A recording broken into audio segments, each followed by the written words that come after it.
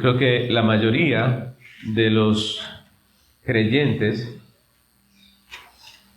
que buscamos ser bíblicos hemos oído hablar de Martín Lutero, ¿no? ¿Por qué? Porque él fue uno de los principales líderes de la Reforma Protestante, que precisamente buscaba volver a las Escrituras, buscaba que la Iglesia volviera al texto bíblico, a lo que dice la palabra de Dios. Recordemos que él comenzó, Martín Lutero comenzó siendo un monje, ¿recuerdan?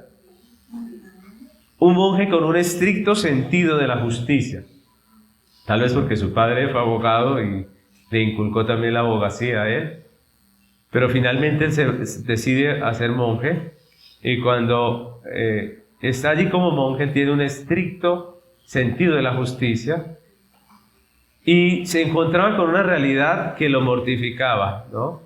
Y era la realidad de su propio pecado. Ese pecado que él buscaba eliminar, pero que no podía. Él oraba al Señor, él se confesaba, él hacía todo lo que en el tiempo en que él estaba de monje, pues le imponían los demás líderes. Y para colmo, la doctrina de la iglesia en ese tiempo estaba un poco torcida, y la salvación prácticamente se entendió como por obras, ¿no? Entonces, para él fue muy difícil esa etapa de su vida, hasta que un día, estando meditando en las Escrituras, halló ese precioso pasaje de Romanos capítulo 1, versículo 17, que dice: mas el justo por la fe vivirá.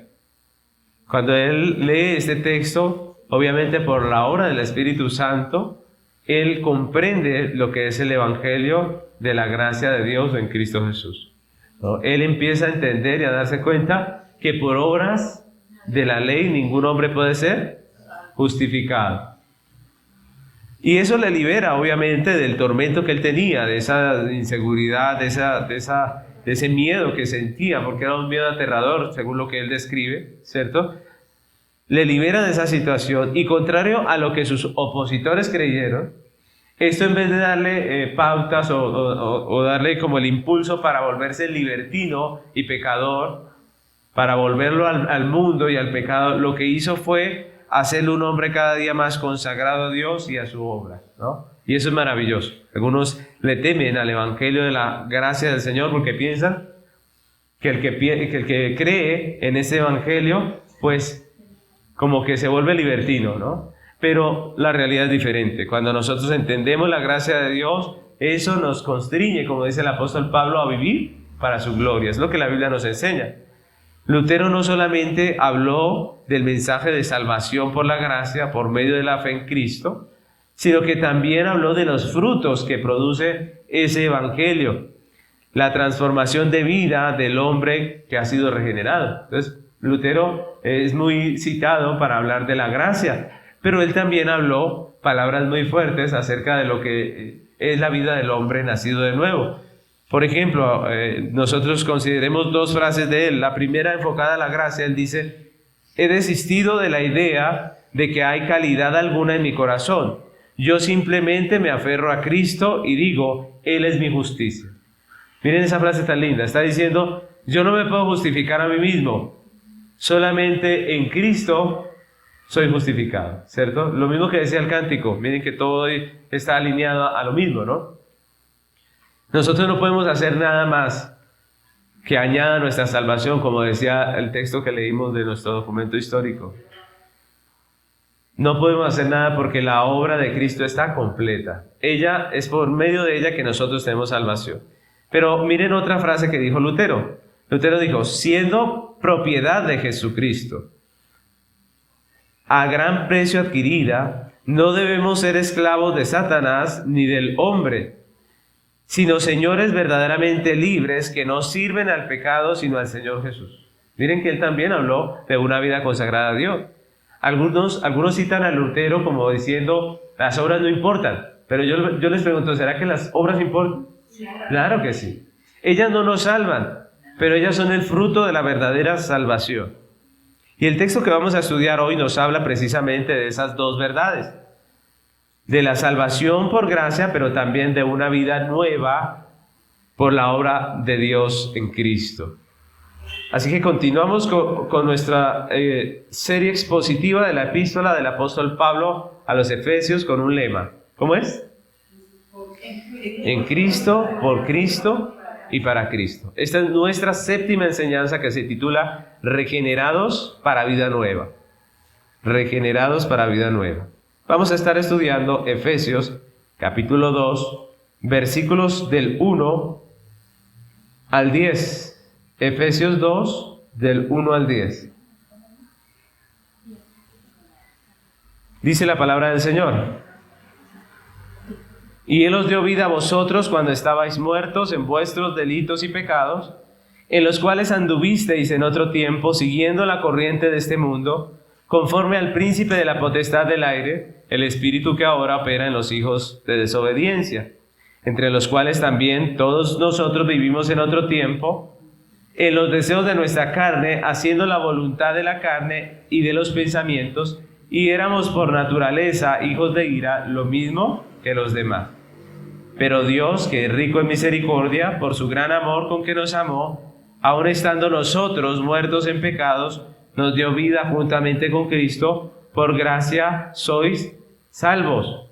Y juntamente con Él nos resucitó, y asimismo nos hizo sentar en los lugares celestiales con Cristo Jesús, para mostrar en los siglos venideros las abundantes riquezas de su gracia en su bondad para con nosotros en Cristo Jesús. Porque por gracia sois salvos por medio de la fe, y esto no de vosotros, pues es don de Dios, no por obras para que nadie se gloríe.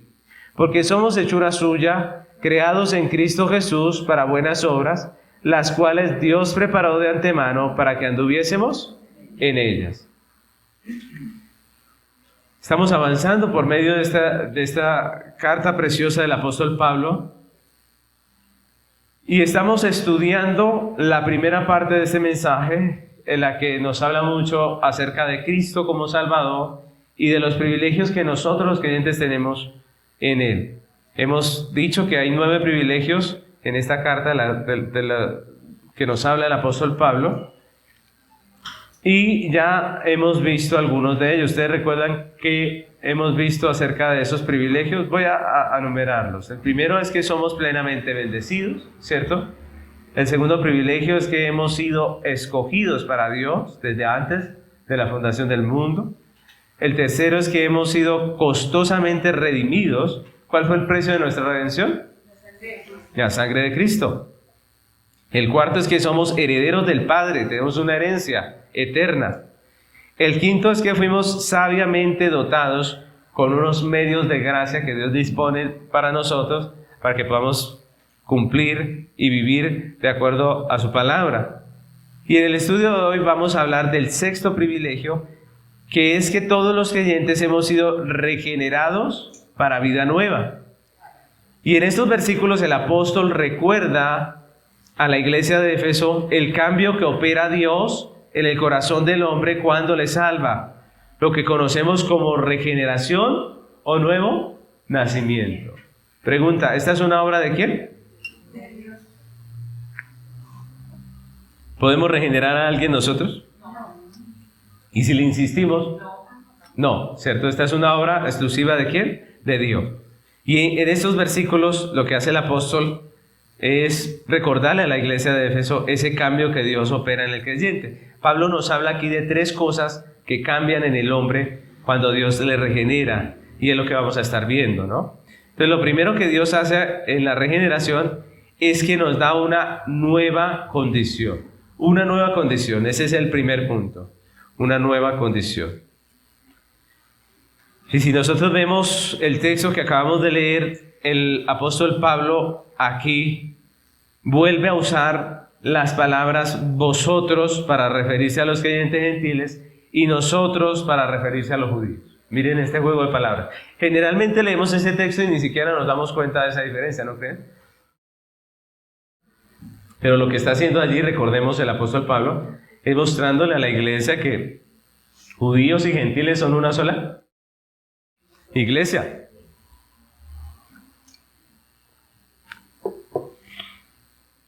Judíos y gentiles son una sola iglesia.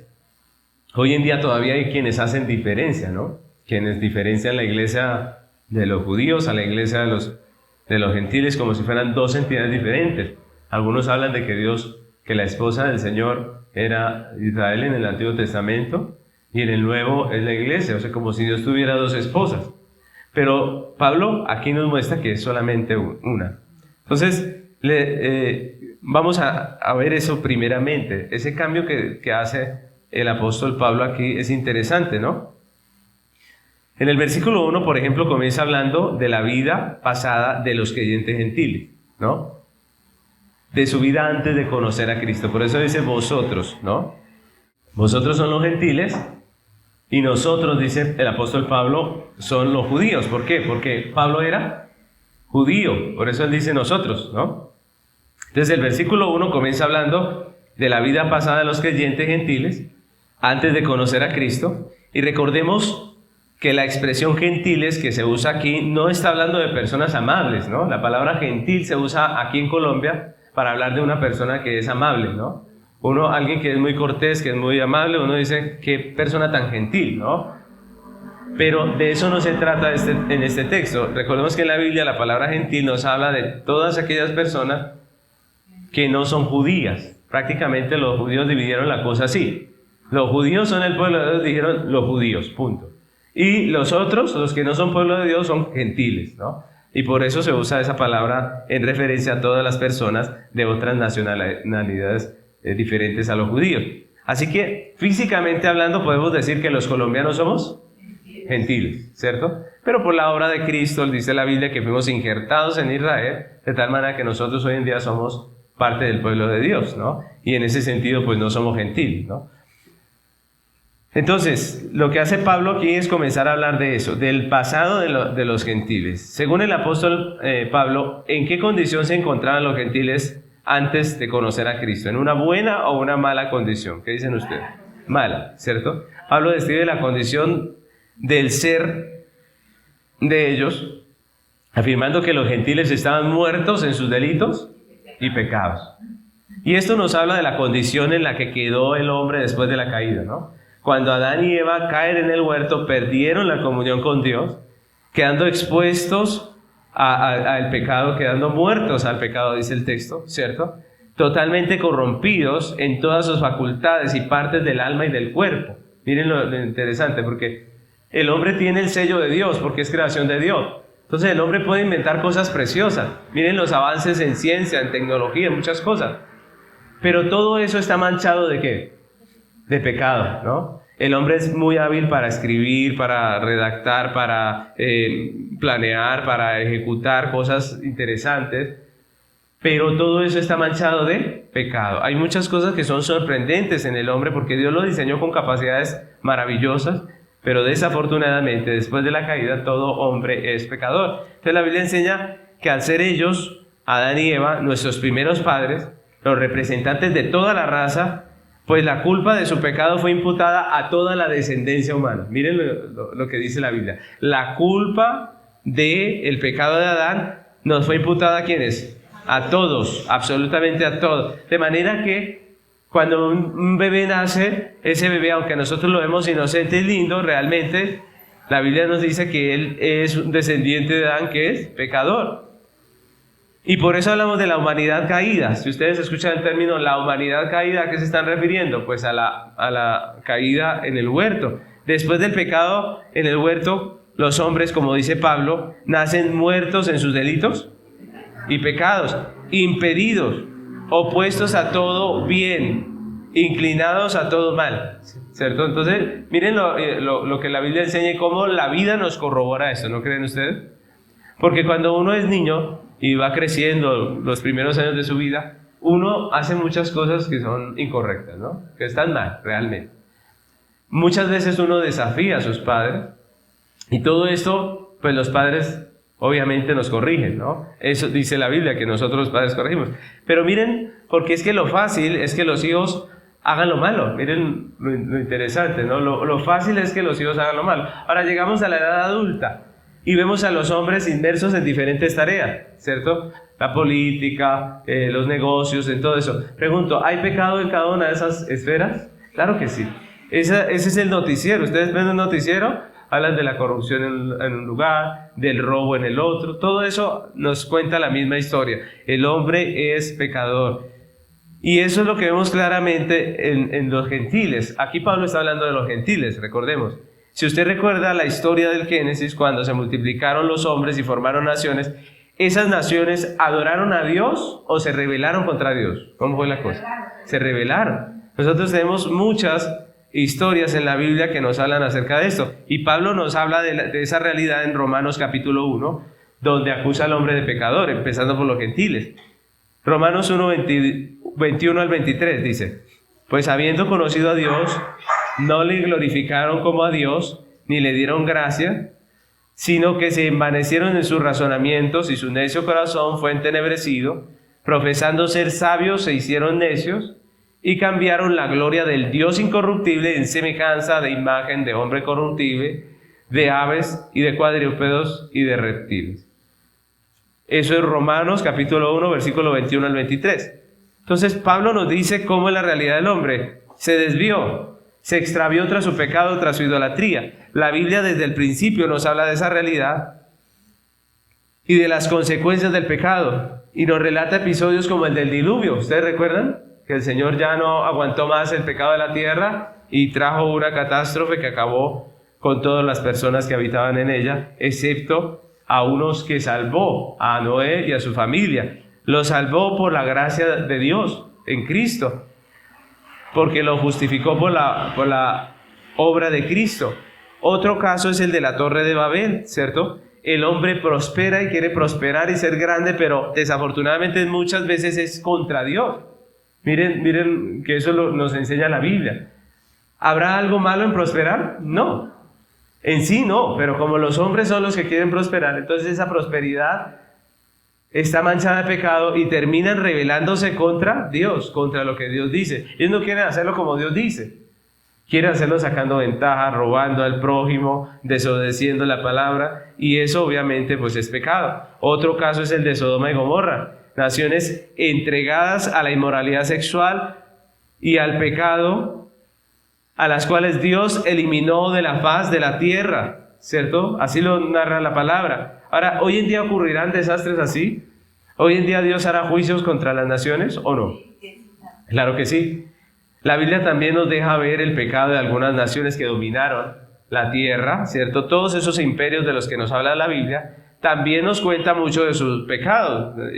Por ejemplo, si nosotros hablamos de imperios como el imperio asirio, como el imperio griego, los medopersas, todos ellos tienen en común lo mismo, ¿no? Los romanos también. Todos eran pueblos idólatras. Todos ellos eran pueblos idólatras. Y si ustedes miran la historia, muchos de estos pueblos aportaron cosas muy buenas, muy interesantes en diferentes áreas. En el área, por ejemplo, de la medicina, en el área de la filosofía, de la literatura también. En muchas áreas vemos el aporte de aquellos imperios, pero todo eso obviamente manchado de pecado. Y muchas de esos grandes imperios cayeron precisamente por la corrupción moral que había entre ellos. Es el caso de Roma, es el caso de Grecia, que terminaron flagelándose a sí mismas. Si ustedes miran la historia, vemos por ejemplo los griegos que acabaron destruyendo su mismo imperio. Todo esto a causa del pecado. Entonces, la Biblia nos muestra que el hombre gentil es pecador, el hombre que no tenía conocimiento de Dios. Pablo le recuerda a los creyentes gentiles de Éfeso que ellos en otro tiempo, cuando no conocían de Jesús, pues anduvieron en esta vida de pecado, siguiendo la corriente de este mundo, conforme al príncipe de la potestad del aire, que es una palabra con la cual se designa Satanás, que es el espíritu que opera en los hijos de desobediencia. Pero Pablo no se queda con los gentiles, él también va a hablar de los judíos. Él empieza a hablar de nosotros, ¿no? Más adelante él dice nosotros también, ¿no? En el versículo 3, él habla de los creyentes judíos, entre los cuales se incluyen. Dice nosotros también, ¿no? Y recordemos que dentro de esas naciones idólatras, más exactamente de la nación de Ur, de los caldeos, Dios llamó a un hombre. ¿Cómo se llamaba ese hombre? Abraham. De en medio de esas naciones escogió una de las naciones más paganas, que era Ur, para llamar a un hombre que era Abraham. Él era de familia fabricante de ídolos, imagínese usted. ¿Lo escogería por sus buenas obras? No, obviamente no. Miren que Dios nunca escoge por buenas obras. Escogió a uno de los idólatras del pueblo, al que vendía los ídolos, imagínense usted. Y a él se reveló, a él le reveló su palabra, a él lo escogió y entró en pacto con él para hacer de él y de su descendencia el pueblo de Dios. Y de allí es que vienen los hijos de Israel. Los hijos de Israel son los descendientes de Abraham, que después del cautiverio vienen a ser llamados los judíos. Entonces miren cómo la diferencia que hace Pablo. Gentiles eran todos los que estaban allá en su paganismo, idolatrando y todo eso, pero judíos fue aquel pueblo que Dios empezó a llamar desde Abraham, que le enseñó su palabra, que le dio su ley, y a ellos se revela Dios de una manera especial, y ellos debieron ser una nación diferente a las demás, ¿cierto? Debieron ser la nación diferente, porque ellos eran los hijos de Dios, el pueblo de Dios. Ahora, ¿qué dice el apóstol? ¿Ellos fueron una nación diferente o no? ¿Qué dice el apóstol ahí en ese texto? En el 3, ¿qué dice? ¿Dice que ellos fueron justos o también fueron como los gentiles? Como los gentiles. También fueron como los gentiles. Miren el que Pablo dice, nosotros también, dice Pablo. Primero habla del pecado de los gentiles, pero luego dice, pero nosotros los judíos también. Como los gentiles anduvieron en los deseos de su carne y haciendo la voluntad de la carne y de los pensamientos, los judíos también cayeron en lo mismo. Ellos también pecaron trayendo la ira de Dios porque también eran, ¿qué? Pecadores. Y esa es la historia del Antiguo Testamento. ¿Cómo termina el Antiguo Testamento? ¿Recuerdan? Con el cautiverio. Miren lo tremendo. Ahora yo les pregunto, ¿el pueblo de Dios hoy será diferente? No, pasa exactamente lo mismo. El hombre es pecador. El hombre es pecador. Y en medio de todas las cosas, siempre la iglesia, por ser pecadores, siempre en medio de la iglesia surge el pecado, siempre surge una gran cantidad de personas que se desvían de la Biblia y terminamos andando mal. Eso fue lo que pasó en la Reforma. Cuando Martín Lutero era monje, él no era monje de la Iglesia Católica. Algunos piensan que era monje de la Iglesia Católica, pero la Iglesia Católica no existía, la Católica Romana que hoy conocemos. La Iglesia Católica Romana vino a separarse después de la Reforma. Y ahí se conoce como la Iglesia Católica Romana que nosotros hoy en día entendemos. En realidad cuando Lutero era monje de la Iglesia cristiana. De la Iglesia cristiana. La Iglesia cristiana era la que estaba torcida. Que nosotros a veces los evangélicos como que queremos hacer que todo lo malo que pasó fue el catolicismo romano. Y entonces hablamos de catolicismo romano desde los primeros siglos, pero eso no existió. Catolicismo romano empieza después de la Reforma, cuando la iglesia dice, venga, estamos haciendo mal, y un grupo dice, a nosotros déjenos tranquilos, nosotros seguiremos en lo mismo. Ahí nace lo que es la Iglesia Católica Romana, una iglesia que ha sido alertada de lo que estaba haciendo mal, y aún así ella sigue haciendo lo malo. Lo mismo está pasando hoy en día, ¿no? Hoy en día vemos el pueblo evangélico normal hablando en muchos casos de prosperidad, de cosas vanas, de todo menos de Cristo, y una iglesia que se está reformando y diciendo, venga, volvamos a las Escrituras, ¿cierto? Y uno les habla a los evangélicos, algunos dicen, nosotros queremos seguir en lo mismo, ¿cierto? Ahí ya están haciendo un rancho aparte, digámoslo así, y se están desviando de la iglesia. Pero yo les pregunto, ¿nosotros pertenecíamos a la iglesia evangélica de Colombia? ¿Sí o no? Claro que sí, somos parte de esa iglesia. Solamente que nos reformamos. Entonces miren lo interesante, siempre en la iglesia surge el pecado y la iglesia se desvía y pasan todas estas cosas. Lo que nosotros debemos aprender es a identificar cuando pasa, ¿cierto? Así que Pablo está diciendo que juntos, no solamente los gentiles, sino que también los judíos andaron en los deseos de su carne, haciendo la voluntad de la carne, siguiendo al príncipe de este mundo, siguiendo el sistema de este mundo. Todo eso lo hicieron tanto judíos como gentiles, todos. Y esa es la historia de la humanidad, y por eso, si la describimos en términos de géneros literarios, esto parece más una novela trágica, ¿no? Porque el hombre se desvía, peca, es castigado, ¿cierto? Es humillado por su pecado. Y viendo este panorama como tan triste, tan tremendo de rebelión, donde ni siquiera el pueblo judío, según la palabra de Dios, ni siquiera aquellos que tenían la ley obedecieron a Dios y sirvieron a Dios, cualquiera podría decir que Dios fracasó con el hombre, ¿no? Cualquiera diría, pastor, si uno lee el Antiguo Testamento, uno se da cuenta que Dios fracasó, ¿cierto? Algunos podrían llegar a pensar eso. Ahora yo les pregunto, ¿será cierto? ¿Será que Dios fracasó con el hombre? ¿Será que Dios fracasó al darle la ley al hombre? Obviamente que no. Ese pensamiento solo refleja el desconocimiento que tenemos de Dios y de su voluntad. Dios no le dio la ley a Moisés y al pueblo pretendiendo que ellos mismos se salvaran a través de la obediencia perfecta de la ley, porque Dios sabe que el hombre está corrompido y que es un pecador. Entonces, ¿para qué Dios le dio la ley al hombre? Pablo lo dice en Gálatas capítulo 3, versículo 24. Miren, abramos ese texto.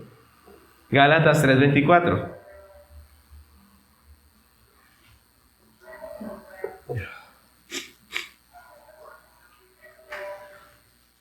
Dice la palabra del Señor, Gálatas 3, 24. De manera que la ley ha sido nuestro ayo, ¿para qué?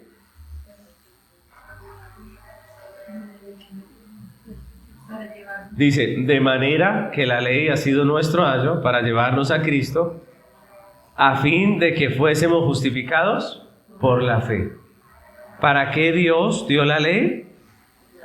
La ley fue una tutora. Esa palabra ayo nos habla de una tutora.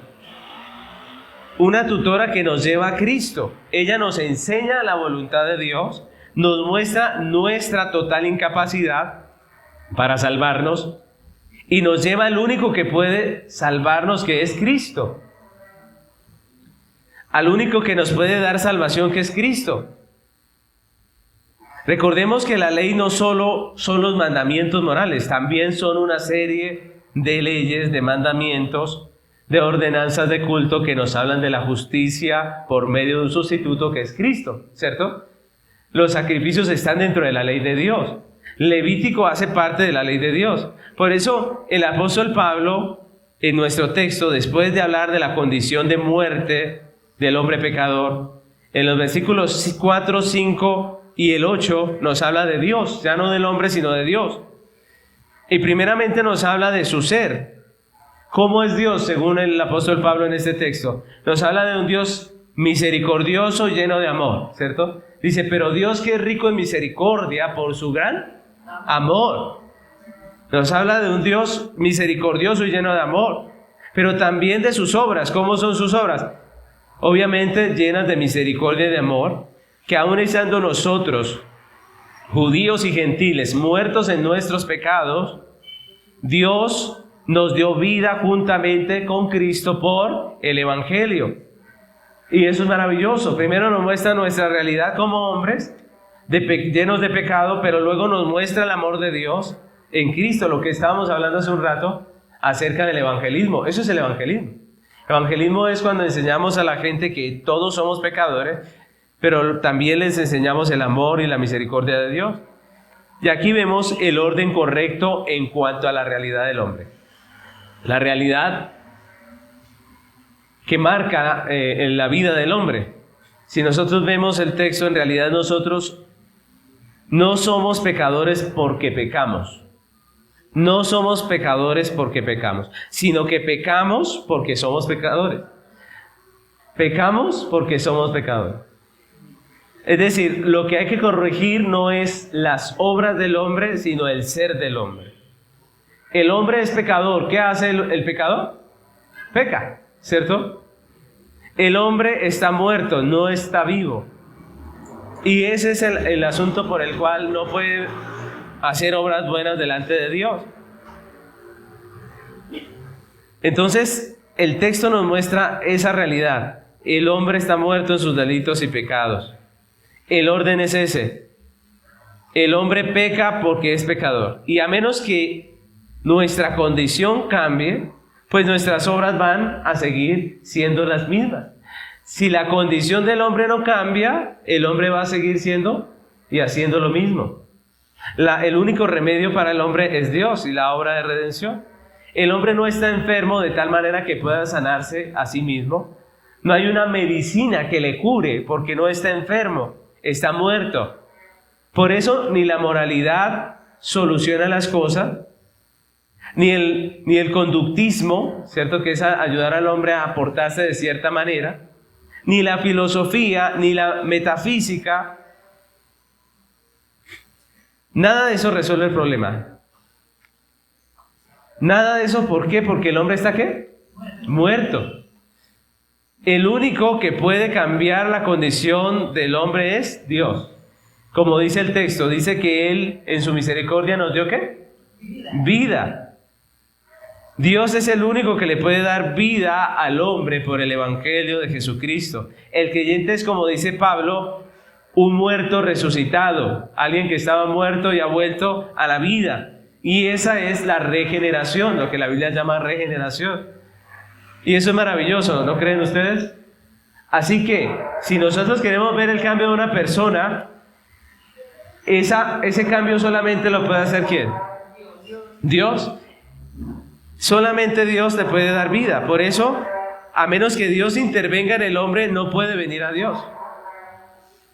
Porque está muerto, y esa es la razón por la que el apóstol hace tanto énfasis en el texto de que todo esto es por la gracia de Dios.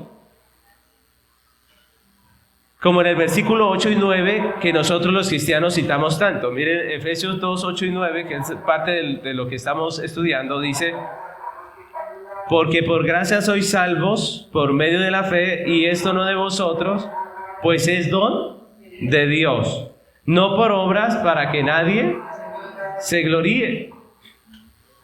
Pablo está diciendo es por gracia porque solamente Dios nos puede dar vida. No es por obras para que nadie se gloríe. Y aquí el apóstol nos recuerda que esa salvación es por medio de la fe en la obra de Cristo, y que todo lo concerniente a la redención del hombre depende únicamente ¿de quién? De Dios. Lo que decía la canción ahorita. No necesitamos hacer una obra o hacer un rito para agregarle a nuestra justificación, porque nuestra justificación está completa en Cristo. Solamente por la obra de Cristo somos justificados. Y siendo justificados, pues Dios obra una santificación en nosotros. Entonces todo lo referente a la salvación depende absolutamente de Dios, incluyendo la fe. Dice porque el texto que tanto citamos dice: porque por gracia sois salvos por medio de la fe. ¿Y qué? Y esto no de vosotros, pues es un don de Dios, no por obras para que nadie se gloríe, incluyendo la fe. Obviamente eso hace que el evangelio bíblico no sea tan popular entre las personas, ¿cierto? Porque al hombre no le queda nada de gloria. Cuando usted es un cristiano legalista, usted dice: es que yo ayuno, es que yo hago esto, es que yo hago aquello, yo diezmo, yo apoyo, yo evangelizo, yo hago todo esto, voy para el cielo, ¿cierto? Pero cuando usted es un cristiano bíblico, dice solamente por la obra de Cristo. Como dijo Lutero en la primera frase que leímos de él, ¿recuerdan? Él dijo: yo estoy convencido que en mí no hay absolutamente nada bueno. Miren lo que dice él: en mí mismo no hay absolutamente nada bueno, nada que pueda impresionar a Dios. Ese es el evangelio bíblico. Ahora, eso no suena muy bonito, ¿no creen? Suena más bonito decir que usted se lo ganó. El hombre en su orgullo pecaminoso pretende ganarse la salvación como si se pudiera. Pero ¿qué dice Dios? ¿Se puede o no se puede? No se puede. Entonces lo primero que nos enseña el apóstol Pablo aquí es que Cristo, por la regeneración, nos da una nueva condición. Antes de conocer a Cristo, los creyentes judíos y gentiles estábamos muertos en pecado, siguiendo al sistema de este mundo, a Satanás, a la carne. Pero ahora en Cristo Dios nos ha dado ¿qué? Vida. Eso es la regeneración. Por la redención tenemos una condición de vida y seguimos a Cristo, nuestro Redentor. Eso es lo primero, tenemos una condición ¿de qué? De vida. Eso es regeneración. Lo segundo que nos muestra aquí el apóstol Pablo es que Dios en la regeneración nos da un nuevo estado. ¿Un nuevo qué?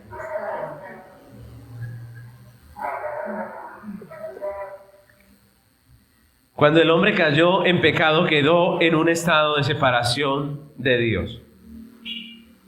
Ese es el estado del hombre sin Cristo, separado de Dios. La Biblia dice incluso que es enemigo de Dios. Las personas suelen creer que son amigas de Dios, pero la Biblia dice que el hombre sin Cristo es un enemigo de Dios. Pero en el versículo 6 el apóstol continúa mostrándonos los frutos de esa misericordia y ese amor de Dios para el creyente, hablándonos ahora de nuestra unión con Cristo por el Evangelio. Y para ello emplea la expresión con Cristo. Y siempre el apóstol va a usar esa expresión con Cristo para hablar de la unidad que el creyente tiene con su Salvador, con su Redentor. Y Pablo nos ha enseñado que los creyentes, por el propósito sabio de Dios, fuimos unidos a Cristo ¿desde cuándo? ¿Ustedes recuerdan cuándo? Desde la eternidad. Desde antes de fundar el mundo, ya teníamos una unión vital con Cristo. Imagínense ustedes. No desde la redención, o más bien desde la conversión, no, sino desde la eternidad. De tal manera que podemos decir, como dice la Escritura, que nosotros estamos unidos a Cristo en su vida, en su muerte, en su sepultura, en su resurrección. Todo eso es una realidad. Nosotros estamos unidos a Cristo. Pero también, porque estamos unidos por la fe en Él, participamos de vida nueva, de resurrección en la conversión. Miren, nosotros morimos con Cristo, pero también resucitamos con Cristo. Así dice la Biblia. Entonces estamos unidos a Dios, unidos a Cristo en su resurrección. Tenemos una nueva vida. Y también esperamos la gloriosa resurrección en Cristo, esa resurrección definitiva cuando Él venga. Entonces este versículo refleja que hemos sido nosotros unidos a Cristo desde el comienzo y que la unión del creyente con Cristo comienza en la eternidad y termina ¿en dónde? En la eternidad, lo que hemos visto. Pero Pablo en el versículo 6 usa unas palabras que son muy interesantes para describir nuestro estado con Dios. Y es esa palabra que dice que nosotros también estamos sentados en lugares celestiales. Nosotros estamos sentados en lugares celestiales, pero si hablamos físicamente, ¿en dónde estamos sentados hoy? Aquí, ¿cierto? Pero la Biblia dice que también estamos sentados en lugares celestiales. ¿A qué se refiere eso? Pues recordemos que Pablo nos enseñó que después de la muerte redentora y la resurrección gloriosa de nuestro Salvador, Cristo también ascendió a los cielos. ¿Sí recuerdan? Él dice en Efesios capítulo 1, versículo 20, dice, hablando del poder de Dios que le levantó de los muertos y que también nos levanta a nosotros, él dice en Efesios 1:20, dice, la cual operó en Cristo, resucitándole de los muertos y sentándole a su diestra, ¿en dónde? En los lugares celestiales. Recuerden que ese versículo ya lo estudiamos. Y ahora nos dice que de la misma manera, cuando el creyente, por el mismo poder de Dios, recibe la vida en la regeneración, pues se está levantando a un estado de vida. Estaba en un estado de muerte, ahora está en un estado de vida, de comunión con Dios. Ya no está separado, ahora está unido a Cristo y disfruta de su exaltación, porque ¿en dónde fue exaltado Cristo? A la diestra de Dios, en los lugares celestiales. Y Pablo nos dice que ahora el creyente que está en Cristo está con Cristo sentado en los lugares celestiales. La iglesia está ¿en quién? En Cristo. Recordemos que Dios nos ve a través de Cristo, de la obra de Cristo. Entonces cuando Dios ve a la iglesia, nos ve en Cristo. ¿Dónde está Cristo? Sentado en lugares celestiales. ¿Dónde está la iglesia? Sentada en lugares celestiales con Cristo. Y eso nos habla de nuestro nuevo estado. Obviamente no está hablando de nuestra realidad física, porque nosotros físicamente estamos acá, pero está hablando de nuestro nuevo estado. Estamos unidos a Cristo, sentados en lugares celestiales, y eso quiere decir que tenemos comunión con Dios. Quiere decir que nuestra salvación está completa en Cristo, que estamos delante de Dios y no hemos muerto. Y que esa salvación está totalmente asegurada. Eso quiere decir que estamos sentados en lugares celestiales. Ahora ya no estamos separados de Dios, estamos sentados en lugares celestiales con Cristo. Y en el versículo 7 el apóstol nos habla de la razón. ¿Por qué razón Dios nos regenera? ¿Por qué razón Dios nos da una nueva condición y un nuevo estado? Y aquí volvemos a lo que Pablo ha estado enfatizando a través de todo el texto. ¿Cuál será la razón? Versículo 7, ¿qué dice? Dice, para mostrar en los siglos venideros las abundantes riquezas de su gracia en su bondad para con nosotros en Cristo Jesús. Miren, ese versículo 7 lo que está diciendo es que esto no es para nuestro bien nada más, sino para la gloria de Dios. Lo que nos ha estado diciendo en todo el texto. Así como la herencia es para la gloria de Dios, así como el perdón de nuestros pecados es para la gloria de Dios, también el hecho de haber recibido vida también es para la gloria de Dios. Las razones de Dios para la regeneración del creyente son las mismas para todos los elementos de la redención. Todo lo que está haciendo Dios en nosotros es para su gloria. Y estas son buenas nuevas para nosotros los creyentes. Las buenas nuevas son que por la obra de Cristo el hombre ya no está muerto en sus delitos y pecados, ya no está separado de Dios, sino que está en unión con Dios, en Cristo, que ha sido regenerado, vuelto a nacer, que ahora es una nueva criatura. Los creyentes hemos sido regenerados, estamos unidos a Cristo, no solo en su muerte y resurrección, sino también en su exaltación. Estamos sentados con Cristo en lugares celestiales para la gloria de Dios. Miren que todo esto es para la gloria de Dios. ¿Y cuál es el fin principal del creyente? La gloria de Dios, ¿no? Glorificar a Dios y gozar de Él para siempre. Tenemos una nueva condición, antes estábamos muertos, ahora tenemos vida. Tenemos un nuevo estado, antes estábamos separados, ahora estamos unidos a Cristo. Y lo tercero que nos muestra aquí el apóstol es que es que en la regeneración Dios nos hace una nueva creación. Dios nos hace una nueva creación. Ese es el tercer punto, una nueva creación. Y si nosotros vemos cómo termina el apóstol Pablo, encontramos otra expresión que es muy común en él cuando habla de la regeneración, y es acerca de una nueva creación. Pablo siempre habla de la regeneración como una nueva creación. En el versículo 10 emplea esa palabra cuando dice que somos hechura suya. ¿Que somos qué? Hechura suya. Y aquí no se refiere precisamente a la creación del hombre allá en Génesis 1:1, ¿cierto? Sino, como el mismo texto lo aclara, aquí nos está hablando de una nueva creación. La creación que Dios hace del creyente en Cristo. Esa nueva creación es de la que está hablando el apóstol Pablo. Pablo está hablando de la regeneración, del nuevo nacimiento. Nosotros fuimos creados por Dios, pero fuimos recreados en Cristo, vueltos a crear en Cristo. Y Pablo está hablando de esa regeneración, del nuevo nacimiento, que recuerden que fue el diálogo que tuvo Jesús con Nicodemo. ¿Ustedes recuerdan ese diálogo? Vamos a leerlo. Está en Juan capítulo 3, versículos 3 al 7. Juan capítulo 3, versículos 3 al 7.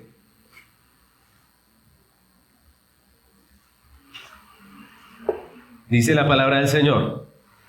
Juan 3:3 dice: respondió Jesús y le dijo: de cierto te digo, que el que no naciere de nuevo no puede ver el reino de Dios. Nicodemo le dijo: ¿cómo puede un hombre nacer siendo viejo? ¿Puede acaso entrar por segunda vez en el vientre de su madre y nacer? Respondió Jesús: de cierto te digo, que el que no naciere de agua y del Espíritu no puede entrar en el reino de Dios.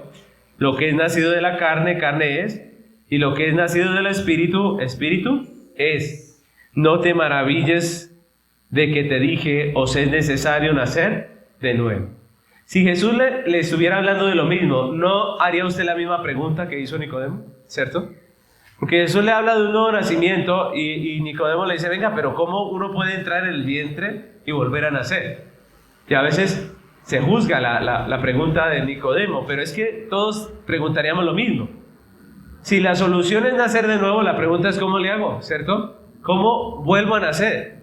Y Jesús obviamente le expresa, le dice que es un nuevo nacimiento de Dios, una nueva creación de Dios, y es de lo que nos está hablando el apóstol Pablo, de la regeneración. La regeneración o nuevo nacimiento es un cambio de naturaleza producido por el Espíritu Santo en el hombre, al que le comunica nueva vida. Dios le comunica nueva vida al hombre.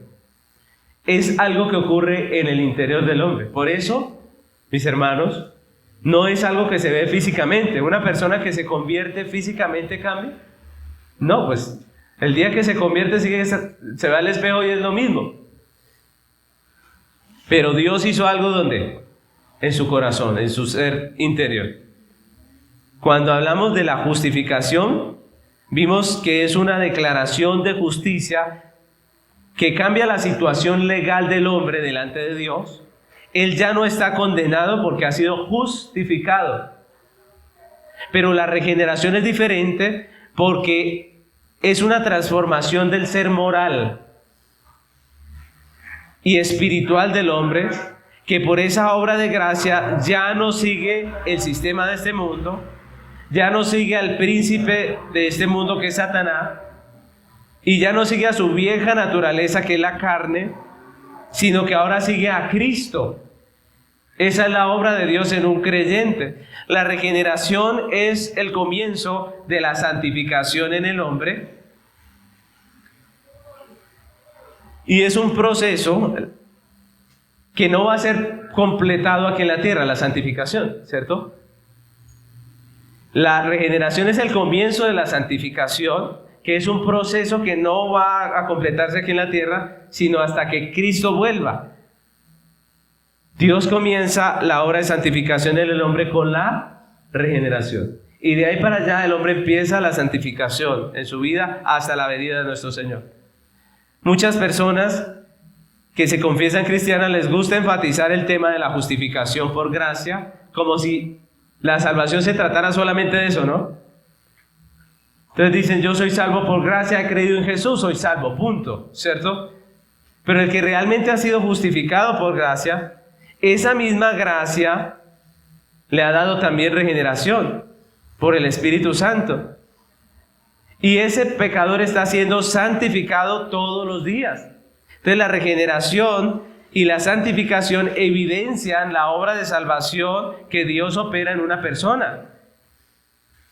Y es lo que quiso decir Santiago en Santiago capítulo 2, versículos 17 y 18, cuando habló de la fe sin obras, ¿cierto?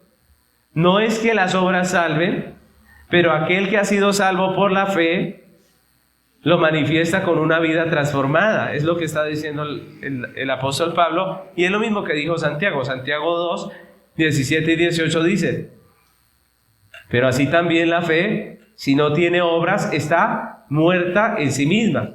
Pero alguno dirá, tú tienes fe y yo tengo obras. Muéstrame tu fe sin tus obras, y yo te mostraré mi fe por mis obras. Mis hermanos, nos engañamos cuando confesamos haber sido salvos por gracia, pero tenemos una vida entregada al pecado. No nos engañemos, la justificación por la fe en una persona no puede ser genuina si vive entregada a su pecado. Si no tiene obras que manifiestan su regeneración, si no hay temor de Dios en su corazón, que evidencie la obra regeneradora de Dios en su vida de una manera práctica, pues sencillamente se está engañando. Pero ¿para qué Dios decidió crearnos de nuevo en la regeneración? Pablo nos dice claramente la razón en este texto. Dice que fuimos vueltos a crear en Cristo para buenas obras. Y allí entra el tema de las obras. Miren lo interesante de la argumentación del apóstol Pablo, que recalca el hecho de que no fuimos salvados por nuestras buenas obras, pero también deja claro que fuimos salvados para las buenas obras. Miren que las buenas obras no desaparecen del evangelio bíblico, que algunos las desaparecen, ¿cierto? Pero no es lo que hace Pablo. Pablo dice que no fuimos salvos por obras, pero sí dice que fuimos salvos ¿para qué? Para buenas obras. Y aquí hay un tema muy interesante para nuestra vida práctica como cristianos, y es ¿qué son las buenas obras? ¿Qué son las buenas obras? En realidad las buenas obras de las que aquí habla el apóstol Pablo no son aquellas que nosotros consideramos buenas. No son aquellas que la sociedad o la psicología o el humanismo les parece buenas, sino las que Dios establece como buenas. El estándar de justicia absoluta es Dios, es su ser, es su obrar. Su ley es norma universal de justicia. Por tanto, lo que Dios establece como justo es lo que realmente es justo. Y punto, ¿cierto? No hay que discutirle a eso porque sencillamente el que establece la justicia ¿es quién? Es Dios. El mundo se ha empeñado en confundir a las personas, en borrar esa división que hay entre lo justo y lo injusto. ¿Sí se han dado cuenta? En este tiempo hay mucho de eso. Está muy de moda, por ejemplo, cambiar el significado de los valores enfocándolos hacia lo que es moralmente malo. Por ejemplo, hoy en día se hace mucho énfasis en la tolerancia, como diciendo que la tolerancia es aquello que nos indica que todo se vale. Pero la pregunta es, ¿todo se vale? ¿Deberíamos ser tolerantes a todo? La tolerancia no es una virtud si lo que se tolera es pecado, si lo que se tolera es malo, ¿cierto? Se nos llama a no condenar lo malo, sino a sentir empatía. Esa es otra palabra que está muy de moda. Hay que ser empático, hay que sentir empatía. Empatía es ponerse en los zapatos del otro, ¿cierto? Pero se usan estos valores para legalizar lo malo, ¿cierto? Entonces dice, no condene lo malo, sienta empatía por el que hace lo malo, pónganse en sus zapatos. Y es algo que se está metiendo en las películas, en todo lado están mostrando que el malo no es tan malo como parece, ¿cierto? Que lo malo no es tan malo, y como que nos quieren vender el cuento de que aceptemos todo. Pero la Biblia no dice que aceptemos todo. La Biblia dice que nosotros debemos hacer separación entre lo justo y lo injusto, en lo que le agrada a Dios y lo que no le agrada.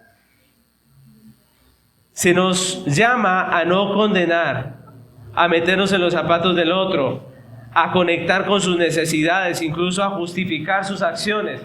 Porque hoy en día se justifica, mire, este hizo lo malo fue porque él nació en un lugar donde todos eran malos, su papá fue un borracho, su mamá le pegaba, imagínense, le pegaba, ¿cierto?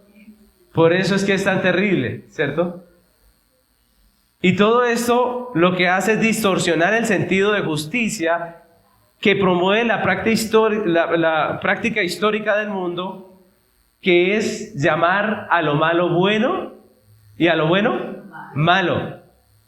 Esa es la práctica del mundo. ¿Desde cuándo la Biblia denuncia eso? Desde Isaías está hablando de esto, ¿cierto? Para el mundo no es malo el que practica el sodomismo y las abominaciones sexuales, sino aquel que le amonesta. Usted vaya, llámele la atención a alguien que practica el sodomismo, se mete en un problema, ¿cierto? Puede llegar hasta ser demandado. Entonces el malo no es el que practica el pecado, sino el que condena el pecado. Imagínense usted, ¿cierto? Esa es la sociedad en la que vivimos. Para el mundo, los creyentes que tenemos una moral absoluta, pues nos juzgan de intolerantes, de que no mostramos empatía, incluso afirman que no tenemos amor, ¿cierto? Que no tenemos amor, porque para el mundo el amor también significa que todo se vale, ¿cierto? Amar es que todo se vale. Si usted ama a su prójimo, acepte todas esas cosas, no importa, eso no es malo, no es tan malo como lo pintan, ¿cierto? Y el apóstol nos dice claramente que esas buenas obras de las que habla aquí el texto no son lo que el mundo considera bueno, sino lo que Dios considera bueno. Esas buenas obras que el creyente está llamado a hacer son las que Dios ha preparado de antemano para que andemos en ellas, dice el texto. Y eso nos da dos definiciones acerca de lo que son las buenas obras.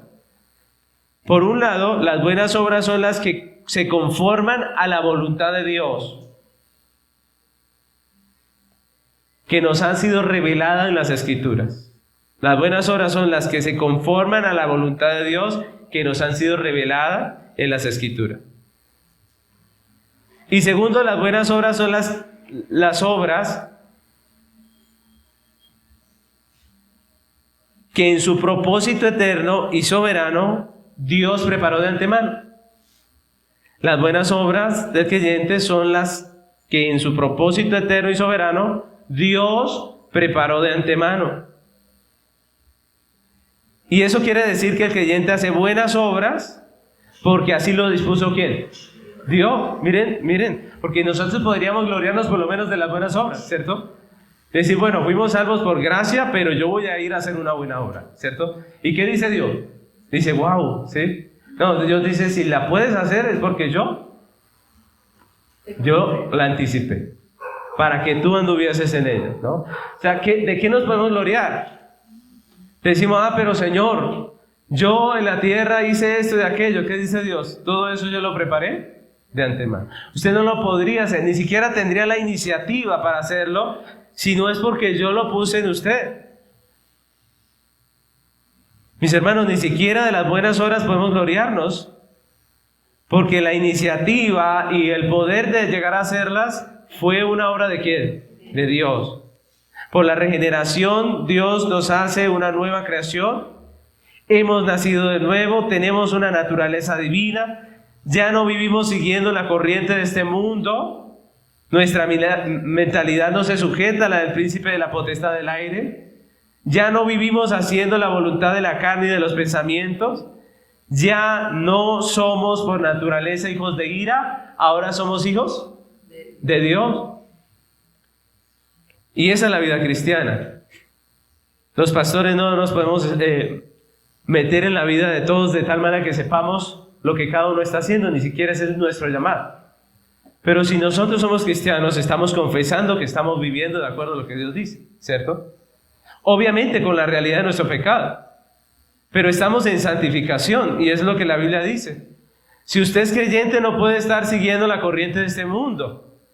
Si usted es creyente no puede vivir como el mundo vive, porque de esa manera ya no vivimos. ¿Qué dijo Pablo? Pablo dijo en otro tiempo. Ya no. Si usted es creyente está llamado a alinear su vida con la palabra de Dios.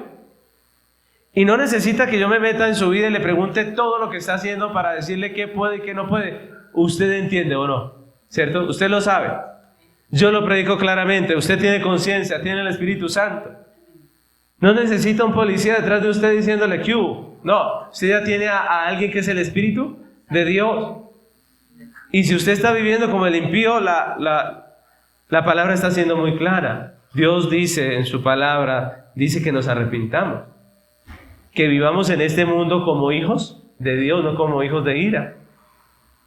Así que yo quisiera terminar con una conclusión que cierra todo lo que hemos aprendido hoy. Mis hermanos, por el maravilloso milagro de la regeneración, tenemos una nueva condición.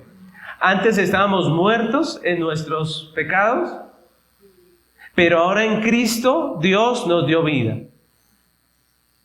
Pero también tenemos un nuevo estado. Con base en la obra de Cristo y por la regeneración del Espíritu Santo, el hombre ya no está en un estado de muerte y de separación de Dios, sino en una unión con Dios en Cristo, aún en su exaltación. Estamos sentados con Cristo en los lugares celestiales para la gloria de su gracia. Pero también somos una nueva creación.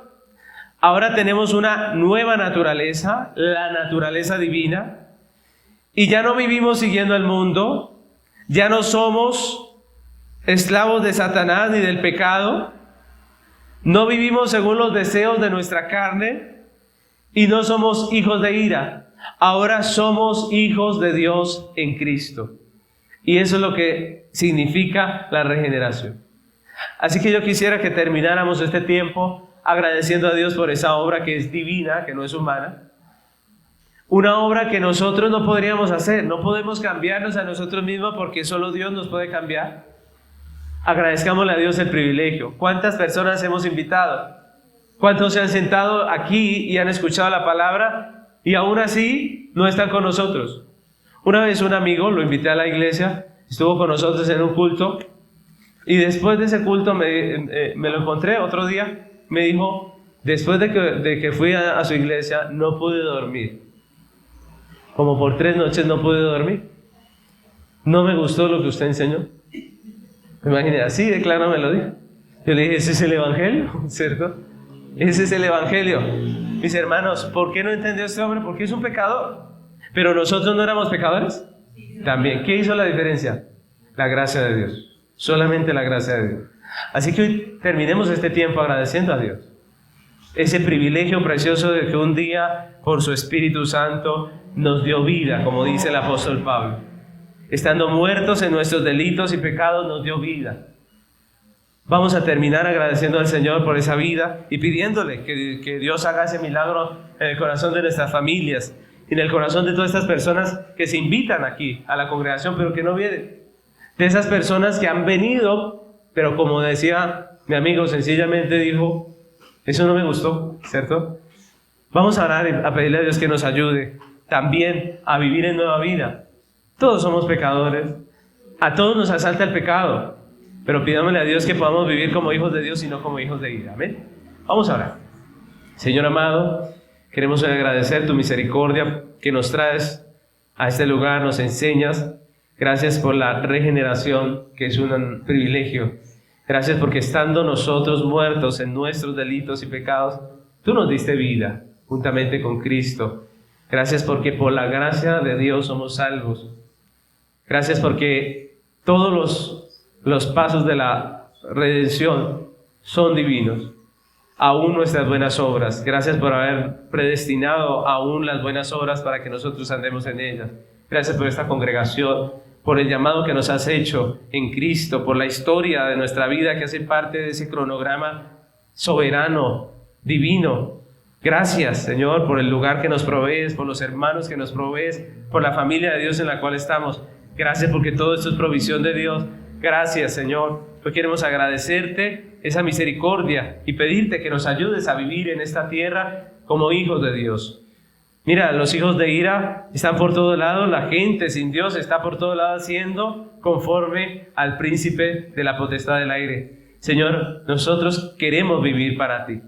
Queremos honrarte con nuestra vida, con nuestro corazón, con nuestras acciones, con nuestras palabras. Ayúdanos a vivir marcando la diferencia. Señor, permítenos separarnos del mundo y de toda su inmoralidad, de todo su pensamiento mundano, y ayúdanos a vivir para tu gloria, Señor. Que podamos vivir en esta tierra como hijos de Dios, Señor. Te damos muchas gracias por tu misericordia para con nosotros y pedimos esa misericordia para nuestras familias.